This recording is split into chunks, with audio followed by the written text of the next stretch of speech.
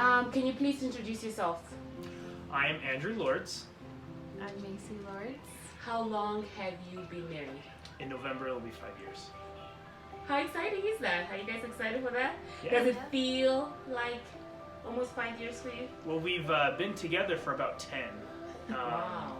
And over the course of life, but we've been actually married 5, and so it feels longer because although we haven't been, and not longer in a bad way, but because we've been together for 10 years, marriage just felt so seamless, and so it doesn't. It's different, but it doesn't seem terribly different. If that sounds weird, but. So let's talk a little bit about marriage. How did you prepare for marriage? You guys have been together for 10 years, but I'm sure that was there a little bit of preparation? How did you prepare for marriage, Macy? Well, I served a mission. He served a mission. He came home just after I went out on my mission. And then I went on my mission, and he was still around when I got home. We rode each other the whole time, and anyways, that was a lot of preparation for me, is dealing with companions who lived different lives than me and had different feelings and emotions and opinions on things, and I was able to figure out how to deal with that kind of thing. Not that Andrew's difficult. But I got home, and we actually got married pretty quickly after because we just knew. But as far as preparation, I don't know, 5 years was a lot of preparation. 5 years of missions and college and dating and just a lot of getting to know each other. So growing up. When it was time to actually, after missions were done and we've done everything, the next step was marriage. We were both prepared spiritually, but as emotionally and everything else. What are some of the things that you wanted to avoid when you were dating? We both dated people that we realized were things that we didn't want, and I think when we found each other, we realized that they were definitely things that we kind of did a trial by error, as we both were quite active in the dating scene growing up, and so we discovered by dating the wrong people what we didn't want. Yeah. So I definitely knew that I needed somebody who was more like my dad, because I'm more like my mom, so there's personalities that kind of mesh better together, and I needed somebody who was more of a logical thinker, because I'm more of an emotional thinker. So yeah, kind of bring me back down to earth when I'm thinking more with my heart. He thinks a little bit more with his brain, and I've brought out the other side of him, and he's brought out that side of me, where I am thinking more logically now, and he's thinking a little more emotionally, and so it's been great.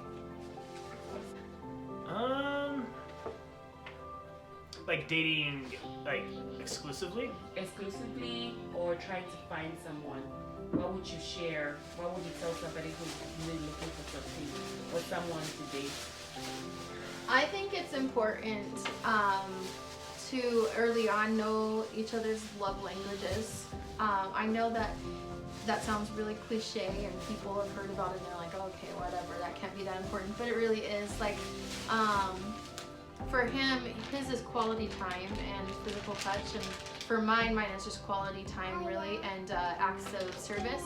So we operate, and we also show our appreciation and love in different ways. Sorry. So, I think that the most important thing is finding somebody who, finding out what somebody's love language is, and really. But anyways, what I was saying is making sure that your expectations for somebody else aren't too high. Not that you can't have... Not standards-wise. Not standards, but your expectations. Like, you can't expect more in somebody that you're not going to meet yourself. And so that was definitely something that I noticed in a lot of people, but also something that I had to realize in myself is, I can't expect so much of him.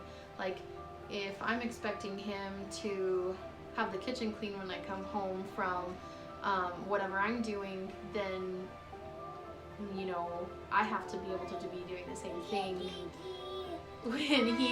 when he's gone and he comes home to a clean house, and just things like that. And that's like a really minimal example. There's other big things too. On top of that, just communication, like that's once again such a cliche, but there's a reason that cliches are cliches, is because if you can't adequately express, you know, if you just literally express someone to read your thoughts and like, oh well, they should just know that when I do this, that means that they want that.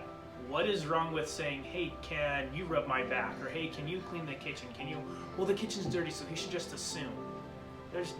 No one can read each other's minds, and so literally communicating and expressing exactly what you need, there's nothing wrong with that. Last question, how do you use the family proclamation in your family? Do you use it, and if you do, what are some of the things that you take from there that you apply in your family? Well, we're kind of in a unique state because, you know, the proclamation talks about how, you know, the father's responsible for, you know, not necessarily, you know, exclusively, but more responsible for providing secularly and the protection and whatnot. And because we're both in school, we have to share with, you know, responsibilities, because we're not necessarily a traditional family, because, you know, I go to school from here to here, she goes to school from here to here, and so we have to both take care of the kids and both do those, you know, monotonous, oh, here's your yogurt, here's your cereal, but at the same time while the other one's studying, and, you know, and Macy works as well as I work, so we both are providing financially, and we both provide spiritually to our families. Yeah, but I also think definitely we take the family proclamation to the world very seriously, in the aspect that we're both going to school, we're both planning on, we're both going to be lawyers, and but from the beginning, my promise and my expectations and his expectations were for me to be a mother, and so that comes first for me.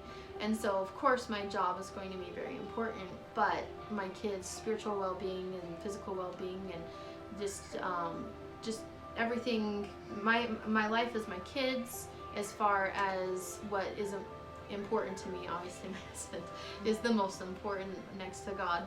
God is the most important, but my kids come before work and they come before school, and sometimes that makes it really hard to keep my grades up, but I'm able to do that, and I think that's God blessing us because we're making those decisions to put our family before those things. One word is for you to describe what marriage is to you. Marriage is due. What is marriage good? What is marriage for you? What does marriage mean to you? One word. It's an adventure. I think my word would be devotion. I think it's a step beyond dedication, because it's filled with love. It's dedication that has love to it, and that's what I feel marriage is, because, you know, not only, you know, being dedicated and loyal as a spouse, but being devoted to the cause of marriage and building you know your family and building your life together is not easy. There's, you know, different couples have different challenges, but with the devotion being better than dedication, is it's the desire and the dedication, but filled with love for one another and for